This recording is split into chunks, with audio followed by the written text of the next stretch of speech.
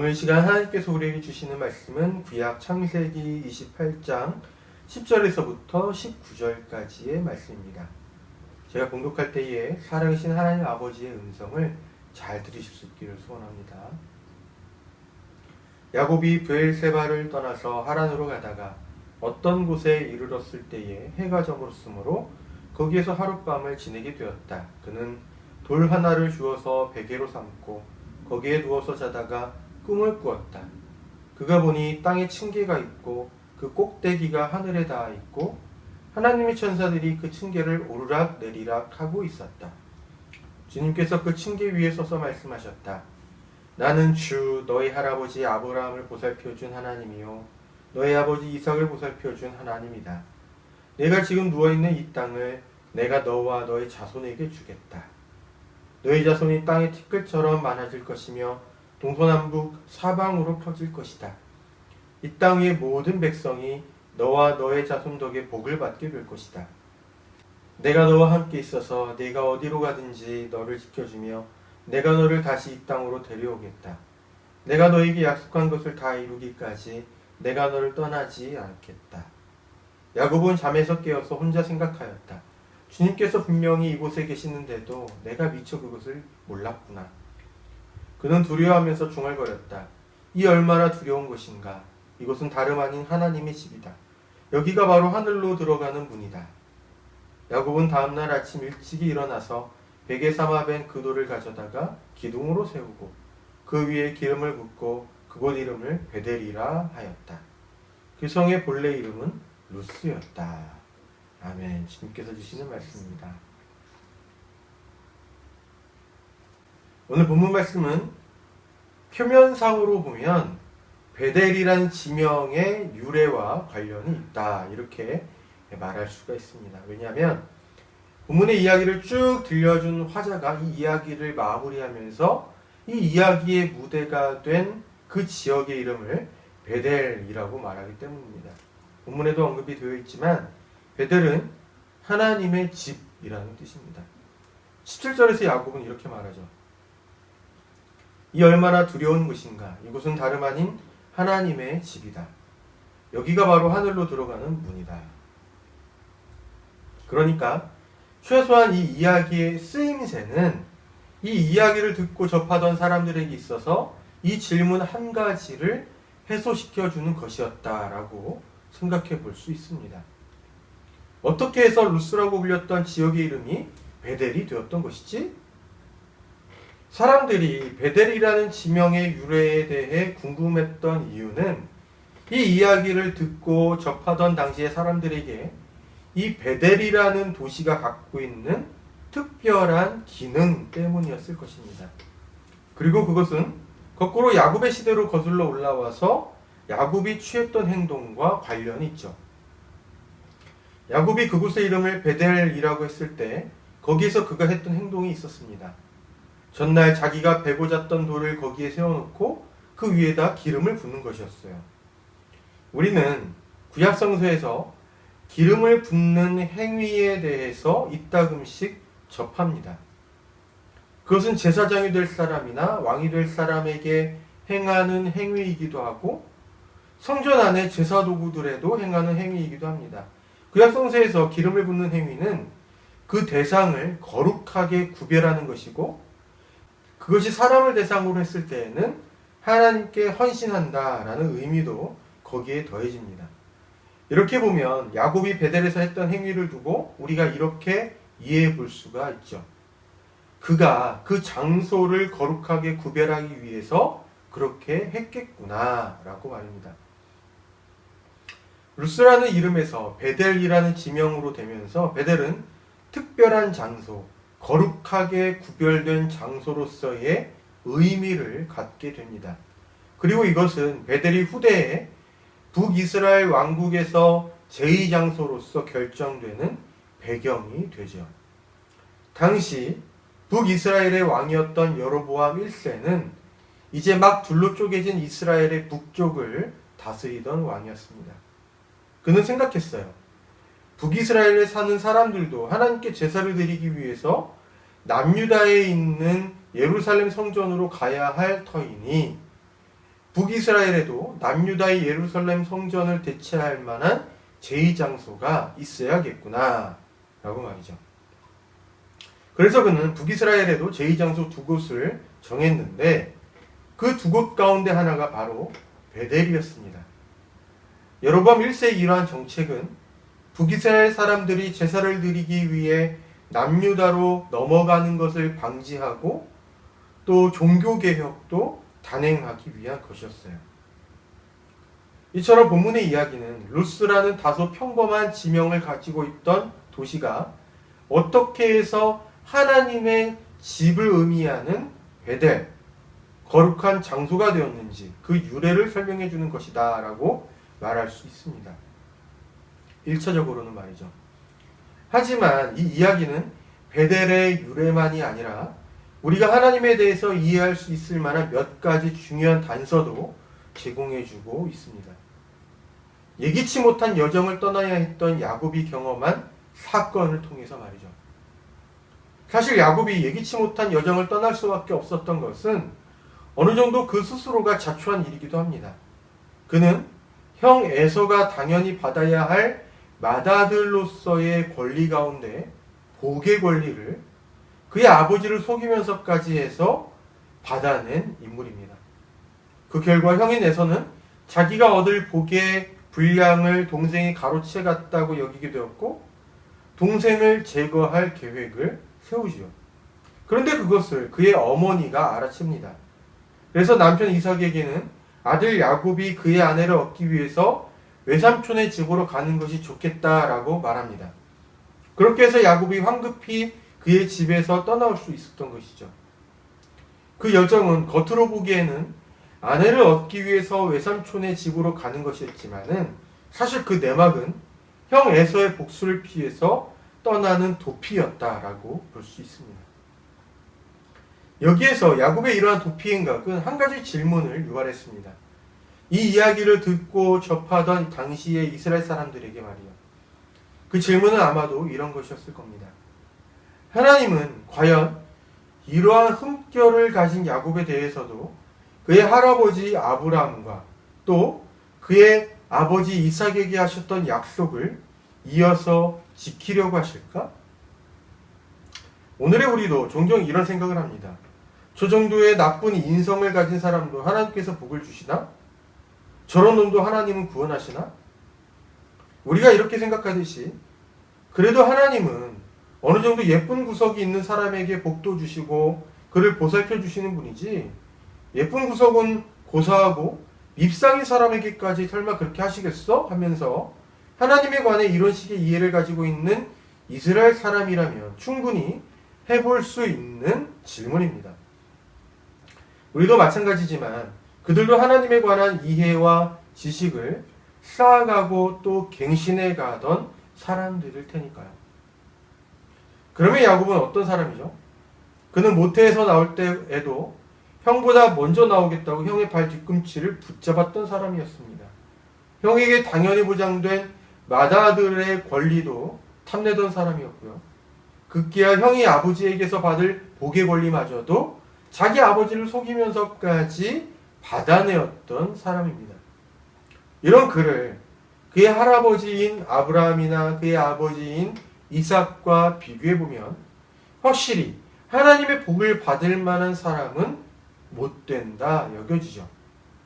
물론 그의 할아버지였던 아브라함도 아내를 누이 동생이라고 속인 적도 있기는 했습니다. 하지만 야곱처럼 질투심이 있거나 주도 면밀하게 속임수를 쓰는 그와 같은 사기꾼은 아니었죠. 아버지인 이삭은 이렇다 할 흠결이 거론되지도 않았고요. 그러니 하나님께서 아브라함이나 이삭 정도의 사람에게는 약속도 하시고 그 약속을 지키시는 성실하신 하나님이 되실 수는 있지만 과연 이 정도로 인성의 흠결이 있는 야곱에게까지 하나님이 그렇게 하시겠는가 하는 질문은 충분히 제기될 수 있을 만한 것이었습니다. 결론적으로 말하면 본문의 이야기는 비록 그러한 흠결이 있는 야곱이라고 하더라도 하나님께서 그와 함께 하셨다라고 말합니다. 그것을 15절에서 확인할 수가 있어요. 내가 너와 함께 있어서 내가 어디로 가든지 너를 지켜주며 내가 너를 다시 이 땅으로 데려오겠다. 내가 너에게 약속한 것을 다 이루기까지 내가 너를 떠나지 않겠다. 이 구절은 야곱이 꿈결에서 보았던 하나님께서 그에게 하신 말씀 가운데 한 구절입니다. 심지어 이 이야기에서 하나님은 성품에 흠결이 있어 보이는 야곱에게 먼저 찾아가셨습니다. 그리고 야곱에게 이렇게 약속하신 것이죠. 내가 너와 함께 하겠다. 너를 지켜주겠다라고 말합니다. 하나님께서 야곱에게 하신 이와 같은 처사가 어떤 사람들에게는 불편할 수도 있습니다. 속으로 이렇게 말할지도 모르죠. 아니 어떻게 저 따위 인간에게도 하나님은 은총을 베풀고자 하시는 거지? 착한 사람은 복을 받고 악한 사람은 벌을 받는 것을 당연하다 여길수록 이러한 생각이 더 확고할 수도 있습니다. 하지만 본문의 이야기에서만이 아니라 성서의 다른 사건들 속에서도 하나님은 그런 우리의 기대나 예상과는 다르게 악한 사람에게도 은총을 베푸시는 분으로 소개되고 있습니다. 하나님의 이러한 측면이 누군가에게는 불공평하다 느껴질지도 모르지만 복을 받을 만한 구석이 있는 사람만이 복을 받고 은총을 받을 만한 사람만이 은총을 받는 세상이라면 그러한 세상에서 누가 복을 받을 만한 사람이며 누가 은총을 받을 만한 사람인지 확정적으로 말할 수 있겠나 하는 생각도 듭니다. 사람은 옳은 행동을 하기도 하지만 그릇된 행동도 하기 때문입니다. 우리에게 익숙한 것은 이러한 프레임입니다. 사람이 그가 어떻게 행하는가에 따라 그에 합당한 대가를 받는 것 말이죠. 물론 이마저도 세상에서 잘 지켜지지 않습니다. 아무튼 하나님은 우리가 가진 이러한 프레임을 넘어서실 때도 있다는 것이 오늘 본문에서 발견할 수 있는 대목입니다. 본문 속에 야곱에게 일어난 일과 같이 말이죠. 그는 하나님의 은총을 받을 만한 사람은 아니었지만 하나님은 그에게 나타나셨고 그와 함께 있겠다고 약속하셨을 뿐 아니라 그를 지켜주시겠다라고 말씀하셨습니다. 우리는 이 세상에서 권선징악의 원리가 잘 지켜지기를 바라지만 실상은 그것이 잘 지켜지지 않는 상황을 보면서 분노하기도 하고 탄식하기도 하며 회의감에 빠지기도 합니다. 하나님을 향해서 하나님은 대체 무엇을 하고 계시는 겁니까? 하고 따지기도 하죠. 이러한 세상에서의 일과 관련해서 하나님을 이해할 수 없는 것은 어째서 하나님은 우리를 사랑하시는가? 하나님은 왜 나를 사랑하시는가에 대한 해답을 찾기 어려운 것과 같습니다. 우리가 복음에 관해 말할 때 주님께서 죄인들을 구원하기 위해 십자가에 달려 죽으셨다라고 고백하죠. 권선징악의 프레임으로는 그리고 복을 받는 사람은 그만한 자격이 있어서이고 벌을 받는 사람은 또 그럴만했기 때문에 그런 것이다 라는 이와 같은 프레임으로는 주님께서 행하신 이 일을 설명할 길이 없습니다. 이해할 수 없는 행동입니다. 다만 이것에 대해 우리가 짐작해 볼 수 있는 것은 주님의 그러한 행동이 사람의 어떠함의 근거에서 일어난 것이 아니라 주님에게 그럴 만한 동기가 있다라는 것입니다. 성서는 그것을 가리켜서 이 세상을 향한 하나님의 사랑이라고 말하죠. 본문 이야기 속의 야곱에게 하나님께서 하셨던 약속이나 말씀도 이와 같은 맥락에서 이해할 수가 있습니다. 하나님께서 야곱에게 나타나셔서 그에게 약속의 말씀을 하셨던 이유가 야곱이 어떠해서가 아니라 하나님에게 있다라는 것입니다. 그러면 하나님께서 야곱에게 그렇게 하신 이유를 무엇이라고 생각해 볼 수가 있을까요? 우리가 가장 먼저 생각해 볼 수 있는 것은 하나님께서 약속을 지키기 위해서 그렇게 하셨을 것이라는 것입니다.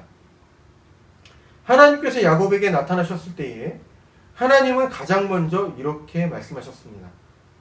나는 주 너의 할아버지 아브라함을 보살펴준 하나님이요 너의 아버지 이삭을 보살펴준 하나님이다. 하나님께서 야곱에게 당신이 누구인지를 밝히시는 말씀입니다. 하나님은 말씀하셨습니다. 내가 너의 할아버지 때부터 아버지에게 이르기까지 그들을 보살펴준 하나님이다. 아브라함이나 그의 아들 이삭을 하나님께서 보살펴 주신 이유에는 하나님께서 아브라함에게 하셨던 약속을 지키시려는 것도 포함되어 있습니다. 하나님은 아브라함에게 약속하시기를 그를 민족의 아버지로 삼겠다고 하셨습니다. 그 약속을 지키기 위해서 아브라함에게 아들을 주셨고 그 아들의 삶을 보살펴 주셨을 뿐 아니라 그 손자인 야곱의 삶도 보살펴 주시려고 하신 것입니다. 하나님께서 이러한 의도를 가지셨다는 것을 이 구절을 통해서 확인할 수 있습니다. 너의 자손이 땅의 티끌처럼 많아질 것이며 동서남북 사방으로 퍼질 것이다. 하나님께서 하신 이 말씀은 그의 할아버지 아브라함과 아버지 이삭에게도 동일하게 하셨던 말씀입니다. 그러니까 옛적 하나님께서 아브라함에게 하셨던 약속의 말씀은 지금 그의 손자인 야곱에게 이르기까지 여전히 성취되는 과정 중에 있다는 뜻입니다.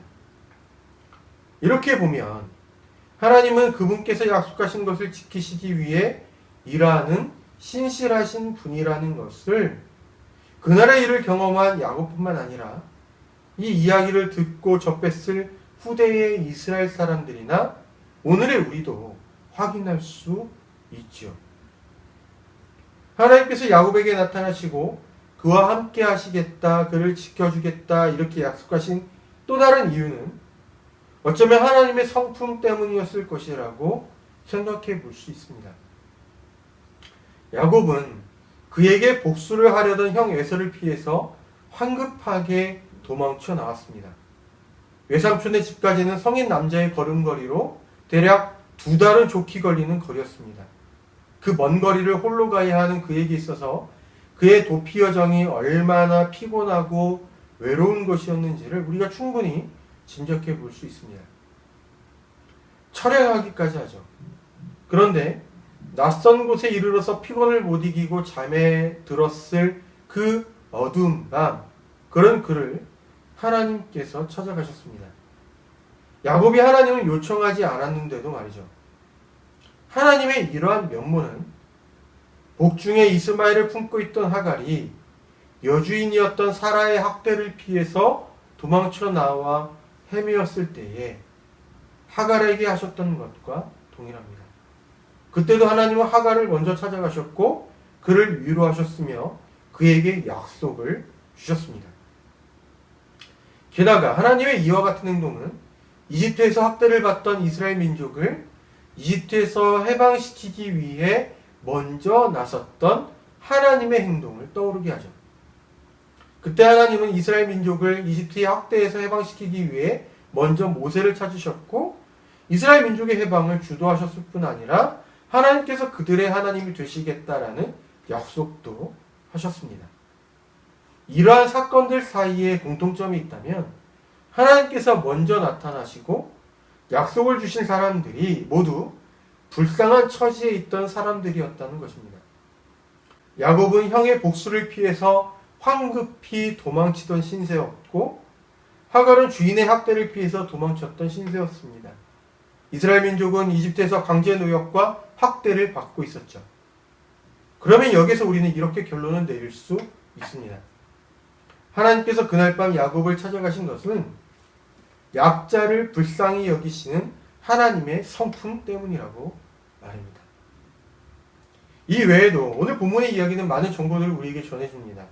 야곱이 꿈속에서 보았던 사다리는 고대 메소포타미아의 지구라트 신전을 연상하게 하고 또 거기를 오르락내리락 하던 천사들은 하늘의 일과 땅의 일이 연결되어 있다는 고대인의 세계관을 반영하고 있다라는 것도 그 정보들 가운데 일부입니다. 하지만 이 이야기에서 우리가 성도로서 생각하고 마음에 간직해야 하는 것은 하나님이 어떤 분이신가에 관한 것입니다. 그것은 두 가지였어요. 첫째는 하나님은 그분께서 하신 약속을 신실하게 지키시는 분이라는 것입니다. 아브라함이나 이삭에 비해 형편없던 성품의 소유자인 야곱에게까지 하나님께서 나타나시고 그를 지켜주시겠다. 그와 함께 하시겠다. 그를 통해 많은 자손이 태어날 것이다. 이렇게 약속하신 것은 일찍이 하나님께서 아브라함에게 하셨던 약속을 신실하게 지키고자 함이었습니다. 둘째는 하나님은 약자를 찾으시고 지키고자 하시는 분이라는 것입니다. 야곱이 형 에서의 복수를 피해서 도망쳐 나와서 지쳐있을 때에 하나님은 야곱을 만나 주셨습니다. 하나님은 임신한 하갈이 주인의 학대를 피해 도망쳐 나왔을 때에도 그리하셨고, 이스라엘 민족이 이집트의 학대를 받고 있을 때에도 그리하셨습니다. 약자를 찾으시고 그들을 지키고자 하는 것은 하나님의 성품 가운데 하나입니다. 이것은 우리에게 위로와 소망이 되지만, 다른 한편으로는 우리 시대의 약자를 향해 우리가 어떠한 방식으로 응답해야 하는가와 같은 윤리적인 질문에 대한 답을 요청합니다. 모든 상황에서 누가 약자인지를 분명하게 가릴 수 있는 것은 아닙니다. 분별할 수 있는 지혜와 인권적인 감수성, 상식도 필요하죠. 이제 말씀을 마칩니다. 복을 받을 만한 자격을 따지고 벌을 받아야 하는 이유를 따지는 우리의 기준에서 보면, 그날 밤 하나님은 야곱에게 나타나시지 않았어야 했고, 또 그에게 지켜주시겠다는 말씀도, 함께 하시겠다, 복을 주시겠다는 약속도 하지 않으셨어야 합니다. 하지만 하나님께서 그렇게 하심은 야곱에게 그 이유가 있는 것이 아니라 하나님에게 이유가 있었음을 기억하면 좋겠습니다. 하나님은 약속을 지키기 위해서, 그리고 약자를 돌보시는 그의 성품 때문에 그렇게 하셨다라는 것을 말이죠. 이러한 하나님이 오늘 우리의 하나님이 되신다는 것으로 인해 하나님의 은총과 위로, 그리고 소망이 우리는 교회 모든 교우들에게 있기를 빕니다. 기도하겠습니다. 하나님 아버지, 성서를 보면 하나님은 각 사람이 행한 일로 인하여 그 대가를 치르게 하시는 분처럼 느껴지다가도 오늘처럼 그러한 도식에서 벗어난 분으로 느껴지기도 합니다. 하지만 그 어떤 경우에도 저희가 고백할 수 있는 확실한 것은 하나님은 약속을 신실하게 지키는 분이시며 약자들을 긍휼하게 여기시는 분이라는 것입니다. 죄는 인과응보, 권선징악의 원리로 돌아가는 세상을 기대하지만 정작 그렇게 기대하던 저희도 하나님께로부터 무조건적인 용서와 상을 받은 존재임을 잊고 있었음을 고백합니다. 저희가 깨달아 알게 된 하나님에 대한 지식과 이해가 오늘 저희로 하여금 하나님의 사람답게 존재할 수 있도록 인도하여 주십시오. 언제나 어디에서나 성령님을 통하여 저희 곁에 또 저희 안에 계시며 저희와 함께 하시는 예수님의 이름으로 기도드립니다.